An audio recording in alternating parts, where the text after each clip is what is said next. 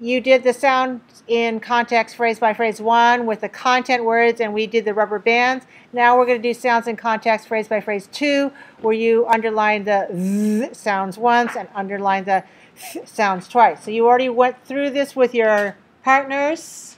You practiced. Also, you got the answers from me that I put on the screen. I'm going to tell you the story again. This time, I'm going to exaggerate the TH sounds. I'm just going to exaggerate them so you can hear the difference between voiced and voiceless. John Thornton. Maybe what I should do is I should show you how my paper moves here. John Thornton had saved Buck's life, but further, he was the perfect master. Other men looked after their dogs because they thought it was their duty and because it was good for their business.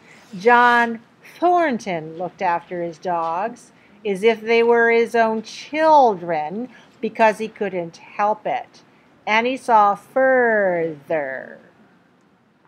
He never forgot a kind word, and to sit down for a long talk with them was his delight as much as theirs.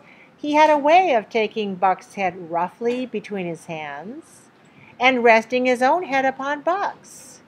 He would shake Buck back and forth, all the time calling him bad names, which to Buck were love names. Buck knew no greater joy than his master's rough embrace and name-calling. At each pull back and forth, it seemed that his heart would be shaken out of his body, for his joy was so great. And when John Thornton let him go, Buck sprang to his feet. His mouth laughed, his eyes sparkled, and his throat vibrated with unspoken sounds. In that manner, Buck remained without moving, so that John Thornton would cry, "God, you can almost speak."